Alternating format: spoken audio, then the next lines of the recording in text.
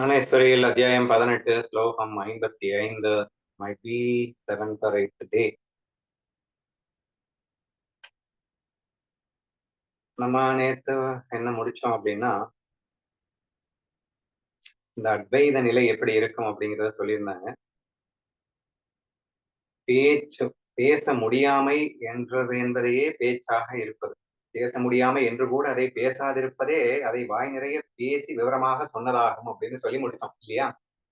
அதாவது ஆத்மாவை பற்றி பேசவே முடியாது அப்படின்னு சொல்லியே நீ வாய் நிறைய பேசிதானே முடிச்சிருக்க.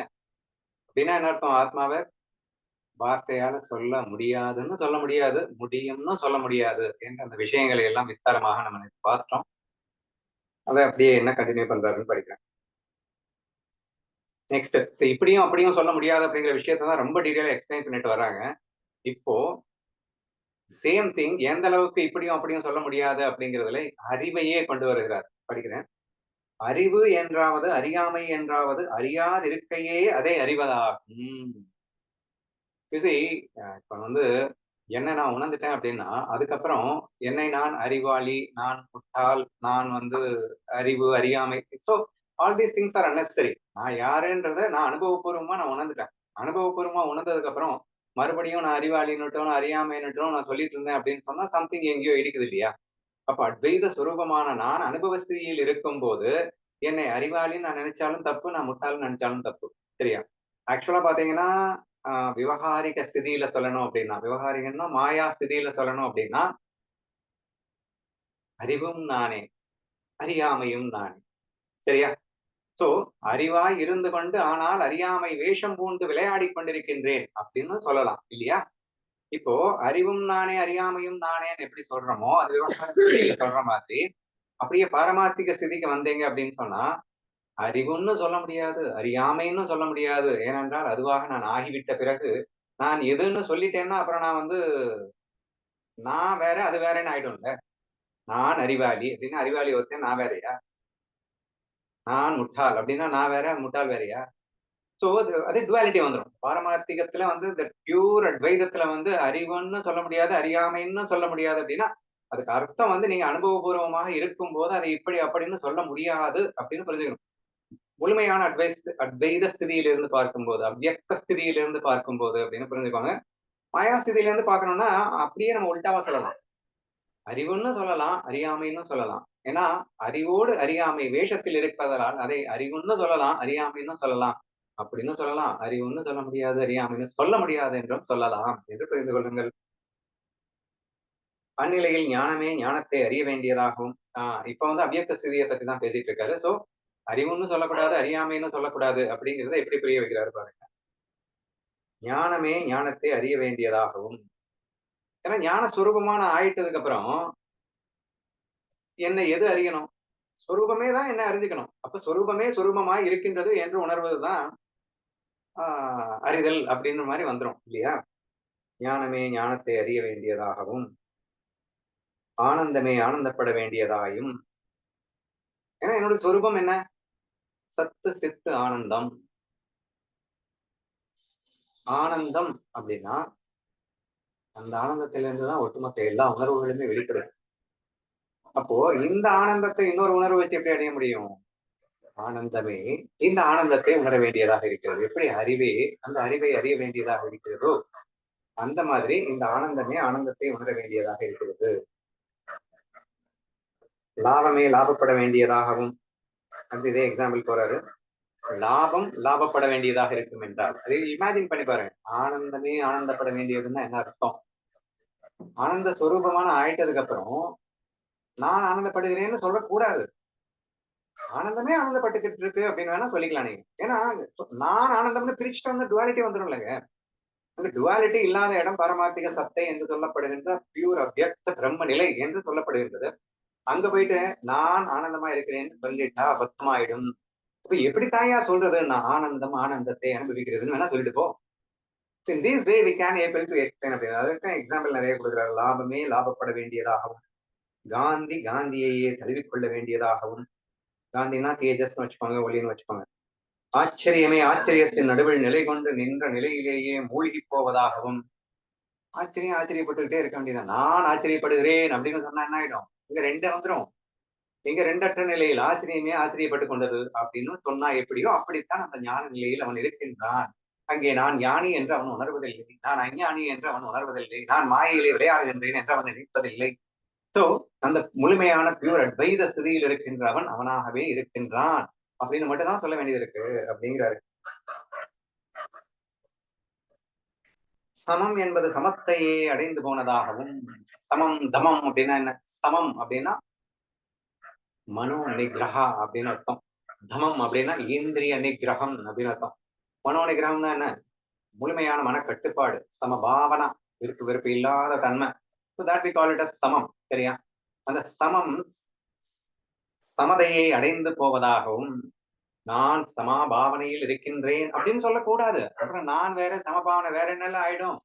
அப்ப ரெண்டா பிரிச்சிட முடியாது இல்லையா? அப்ப சமமே சமதையை அடைந்து விட்டதாகவும் அப்படின்னு தான் சொல்ல வேண்டியது இருக்கு.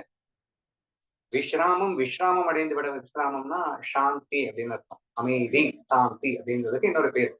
விஸ்ராமமே விஸ்ராமம் அடைந்து விடுவதாகவும், அனுபவத்தை புஷித்து பிடித்து போக வேண்டியதாகவும் ஏற்படும். அனுபவமே அனுபவத்தை பிடிச்சதுன்னு ஏற்கனவே சொல்லிட்டாரு. கூட ஒரு தடவை சொல்லியிருக்காரு. கூட ஒரு தடவை சொல்லும் போது எக்ஸ்ட்ரா ஒரு 2 லைன் ஆட் பண்ணியிருக்காரு. வித்து பிடித்து போக வேண்டியதாகவும் ஏற்படும். வித்து பிடிச்சது அப்படின்றது நான் யோசிச்சு பார்க்கும்போது எனக்கு என்ன தோணுது அப்படின்னா, a complete forgetness about ourselves. டேய் அவன் பாரு, அவன் பித்து பிடிச்சு போய் அலையிறான் அப்படின்னா, அவன் தன்னையே மறந்து அவன் அலைந்து திரிகின்றான் அப்படிங்கிறவனதான் பித்து பிடிச்சு போயிருக்கு போல அப்படின்னு சொல்லுவான். So if we totally forget our ego and the maya consequences எல்லாம் மறந்துட்டு நம்ம அந்த ஆனந்தமே நான் என்ற அந்த நிலையை அவர் பித்து பிடித்து போக செய்யும் அளவுக்கு இருக்கும் அப்படின்ற மாதிரி எக்ஸ்பிளைன் பண்ணதான் நான் எடுத்துக்கிறேன். ஸோ ஆனந்தமே ஆனந்தத்தை ஆஹ் அனுபவமே அனுபவமே அனுபவம்னாலும் ஆனந்தமே ஆனந்தம் ரெண்டு ஒண்ணுதான். ஆனந்த அனுபவம் அப்படின்னு வச்சுக்கோங்க. அனுபவமே அனுபவத்தை புதித்து பிரித்து பிடித்து போக வேண்டியதாகவும் ஏற்படுகிறது. சரி, இப்ப இது எங்க ஸ்டார்ட் பண்ணி எங்க கொண்டு வந்து முடிச்சிருக்காரு அப்படிங்கறத சொல்றாருங்க. அத்தோட இதோட அவ்வளவுதாங்க. இனிமே மறுபடியும் ஞான யோகத்தை நம்ம அனுபவிக்க முடியாது அப்படின்னு நினைக்கிறேன். கவலைப்படாதீங்க. If you are really interested அப்படின்னு சொன்னா எனக்கு கால் பண்ணுங்க. நம்ம தனியா டெய்லி 1 hour பண்ணிட்டு தான் இருக்கோம். இதெல்லாம் லேட்டர் ரெக்கார்டிங். ஓகே. சோ இதோட இந்த ஞான சம்பந்தமான முழுமையான விளக்கத்தை இதோட முடிக்கிறாரு. இப்ப என்ன ஸ்டார்ட் பண்றாருன்னா, நான் எங்க ஆரம்பிச்சேன் எங்க முடிக்கிறேன் அப்படிங்கறத கேட்கிறாரு. மறுபடியும் இதுக்கு மேல பாத்தீங்கன்னா மறுபடியும் கர்மயோகத்தை பத்தி தான் பேசிட்டு இருப்பாரு. சோ நான் எங்க ஆரம்பிச்சு நான் எங்க முடிச்சேன் அப்படிங்கிறத இங்க கோடிட்டு காட்டுறாரு. அதை நான் படிக்கிறேன். கர்மயோகம் என்னும் உத்தமமான கொடியை வளர்த்து பாதுகாத்து வந்த அந்த சாதகனுக்கு நானாய் போவது என்ற பழம் இவ்வாறு அக்கொடியினின்று பழுத்து அவனுக்கு கிடைத்து போகிறது. ஸ்டார்ட் ஃப்ரம் தி கர்மயோகம். நான் அடிக்கடி சொல்லிட்டு இருக்கேன், வெரி பிகினிங்ல நமக்கு என்ன தேவைன்னா கர்மயோகம் தான் தேவை. சித்த சுத்தம் அப்படின்னு சொல்லக்கூடிய பியூர் ஹார்ட்டட்னஸ் அப்படிங்கிறதுக்கு கர்மயோகம் தான் தேவை. அகம் பிரம்மாஸ்மி, நான் பிரம்மம்னு நீங்களும் நானும் பேசினா பிரம்மம் ஆயிட முடியாது. பியூர் ஹார்டா இருந்துகிட்டு ஒருத்தன் பேசினான்னா அவன் பிரம்மம் ஆயிடும். அப்ப ஞான யோகம்ங்கிறது இம்பியூர் ஹார்ட்டடுக்கு உதவாது. அப்ப ஞான யோகம் அப்படிங்கிறது நம்மள மாதிரி இம்பியூர் ஹார்ட்டடா இருக்கும்போது சொல்லாத, நீ கர்மயோகத்தை காட்டிக் கொடு என்று கண்ணன் சொல்லுகின்றான். அப்போ கர்மயோகத்துல ஸ்டார்ட் பண்ணாரு. பட் கர்மயோகத்துல ஸ்டார்ட் பண்ணேன்னா அவனுடைய சித்தம் முதலில் பரிசுத்தமாகும். பிறகு ஞானம் விளங்கும், பக்தி விளங்கும், பின்பு நீ அந்த முழுமையை அடைவாய். சோ அதை இங்க சொல்ல வர்றாரு. ஏன்னா இங்க என்ன ஸ்டார்ட் பண்ணாரு? சுதர்மானுஷ்டானத்துல ஸ்டார்ட் பண்ணாரா? 18வது அத்தியாயம்ன்றது கலஷ அத்தியாயம்னு சொல்லப்பட்டு ஏகா அத்தியாய கீதா அப்படின்னு சொல்லுவாங்க. அப்படின்னா என்ன அர்த்தம் தெரியுமா? ஒட்டுமொத்த கீதையையும் ஒரே அத்தியாயத்தில் தர வேண்டும் என்ற நோக்கத்திலே கண்ணன் இந்த அத்தியாயத்தை கொடுத்தான் அப்படின்னு அர்த்தம். அப்போ 17 அத்தியாயத்துல என்னென்ன சொன்னானோ அது எல்லாத்தையுமே கிளப் பண்ணி கன்க்ளூசிவ் அத்தியாயம் இல்லையா? ஏன்னா முடிய போகுது இல்லை அத்தியாயம், கீதை முடிய போகுது இல்லையா? அப்ப இந்த கன்க்ளூசிவ் அப்படின்னு சொல்லும்போது இந்த ஒரு அத்தியாயத்தை படிச்சாலே 17 அத்தியாயத்தை படிச்சதற்கு சமானமாக இருக்க வேண்டும் என்ற கண்ணோட்டத்திலே எழுதப்பட்ட அத்தியாயம் இந்த 18வது அத்தியாயம் அப்படிங்கிறதுனால ஸ்டார்டட் ஃப்ரம் தி கர்ம யோகால இருந்து ஆரம்பிச்சாரு. சுதர்மானுஷ்டானம் அப்படின்னு சொல்லிட்டு பயங்கரமா எக்ஸ்பிளைன் பண்ணாரு. அப்புறம் வருணாசிரம தர்மம் அப்படின்னு சொல்லிட்டு பிராமணன், சத்திரியன், வைசியன், சூத்ரன் இவனுடைய வருண ஆசிரம தர்மம் என்னென்ன அப்படின்னு சொன்னாரு. ஸோ அதை எல்லாத்தையும் நீ கர்மயோகமா ஃபாலோ பண்ணிட்டே வந்தா உனக்கு அடுத்தடுத்து என்ன நிலையை அடைவான் அப்படின்னு சொல்லி சொல்லி சொல்லி வந்து கடைசி எங்க வந்து முடிக்கிறாருன்னா எங்கே வந்து முடிக்கின்றார். ஸோ முழுமையான ஞானி ஆகிவிடுவாய் என்று அந்த ஒரு ப்ராசஸ்ல வந்து உன்னுடைய எண்ட் ப்ராசஸா இது இருக்க போகுது அப்படிங்கிறத சுட்டி காட்டியிருக்காரு. சரியா? உங்களுக்கு புரியும். கர்மயோகம் என்னும் உத்தமமான கொடியை வளர்த்து பாதுகாத்து, கொடியை அல்லது செடியை அல்லது மரம் என்ன வேணா வச்சுக்கோங்க. வளர்த்து பாதுகாத்து வந்த அந்த சாதகனுக்கு நானாய் போவது என்ற பழம். So this is the end result of what you do in the கர்ம யோகா. கர்மயோகம் செய்வதற்கான முழுமையான பலன் என்ன அப்படின்னா, நீ ஞான பழத்தை புசித்தால் அதற்கு கர்மயோகம் செய்வதற்கான பலனாக வருகின்றது என்று புரிந்து கொள்ள வேண்டும். பாதுகாத்து வந்த அந்த சாதகனுக்கு நானாய் போவது என்ற பழம் இவ்வாறு அக்கொடி நின்று பழுத்து அவனுக்கு கிடைத்து போகிறது. அந்நிலையில் அந்த கர்மயோகியின் சக்கரவர்த்தியின் கர்மயோகியான சக்கரவர்த்தியின் கிரீடத்தில் நான் ரத்தினமாயும், திருப்பி என்னுடைய கிரீடத்தில் அவன் ரத்தினமாயும், அவனும் நானும் விளங்குவோம். ஆக்சுவலி இந்த இடத்துல வந்து நானும் அவனும் ஒன்னாயிட்டான் அப்படிங்கறத கொஞ்சம் டிஃபரெண்டா சொல்றாரு. அவனுடைய கிரீடத்துல நான் ரத்தினமாகவும், என்னுடைய கிரீடத்துல அவன் ரத்தினமாகவும் அப்படின்னு சொல்லியாச்சுன்னா, அப்ப யார் பெருசு யார் பெருசு? அதாவது சொல்ல முடியாது இல்லையா? So therefore he is simply telling. அதனால என்ன சொல்றாரு அப்படின்னா, இன்டைரக்டா சொல்றாரு, நானும் அவனும் ஒன்றாகி விட்டோம் அப்படிங்கிறார். அவளுடைய கிரீடத்தில் நான் ரத்தினமாகவும், என்னுடைய கிரீடத்தில் அவன் ரத்தினமாகவும், அவனும் நானும் விளங்குவோம். கர்மயோகம் என்னும் கோவிலின் உச்சியிலே வைக்கப்பட்ட மோட்சம் என்ற யாதொரு கவசம் உண்டோ? அதற்கும் மேலே உள்ள விஸ்தாரமான ஆகாசம் எதுவோ அதுவாய் அவன் ஆகிவிடுகின்றான். கர்மயோகத்தை ஸ்டார்ட் பண்ணி ஞான யோகத்தை அடையணும்னு என்ன நீயா பேசிட்டு இருக்க? யாராவது சொன்னாங்களா? ஞானதேவர் சொன்னாரா? கர்மயோகம் வந்து ஸ்டார்ட் பண்ணுங்க, ஞான யோகத்துலதான் வந்து பலன் கொடுக்குங்க, நீயா பேசக்கூடாது அப்படின்னு என்ன நீங்க கேட்டுருவீங்கல்ல, அதனால அவரே சொல்லிட்டார். சோ கர்மயோகம் என்பது கர்மயோகம் என்னும் கோவிலின் உச்சியில். கர்மயோகத்தை என்ன சொல்லிட்டாரு? கோவில்னு சொல்றாரு. சரியா? கர்மயோகத்தை கோவில்னு சொல்லிட்டு அந்த கோவிலின் உச்சியில் என்ன இருக்கு? கர்மயோகம்னா இப்ப கோயில் கட்ட ஆரம்பிக்கிறீங்க வச்சுக்கோங்களேன்.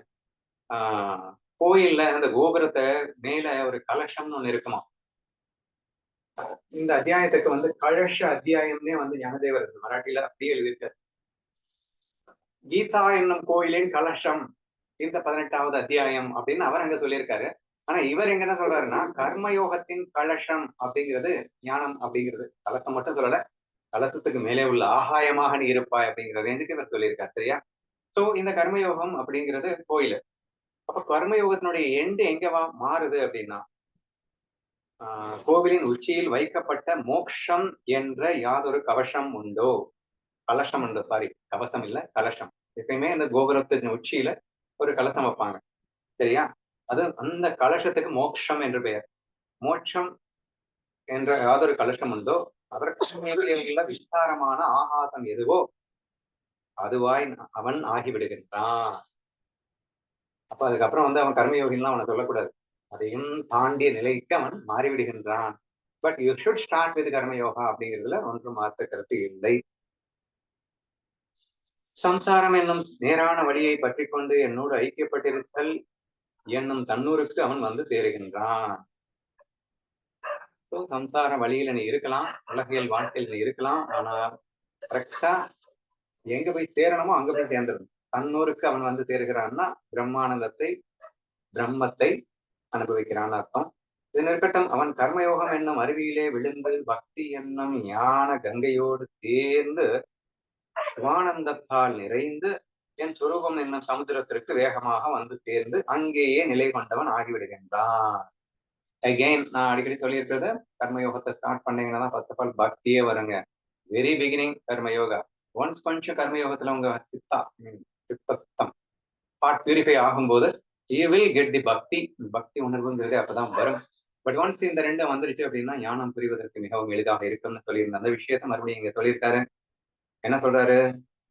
கர்மயோகம் என்னும் அருவியிலே விழுந்து பக்தி என்னும் ஞான கங்கையோடு சேர்ந்து, சரியா, சுவானந்தத்தால் நிறைந்து என் சுரூபம் என்னும் சமுத்திரத்திற்கு வேகமாக வந்து சேர்ந்து, அனைத்தும் ஒன்றாகிடாது. சமுத்திரம் தானே, அறிவு வேற கங்கை வேற. இதெல்லாம் எப்போ? ஞானத்துக்கு முன்னாடி.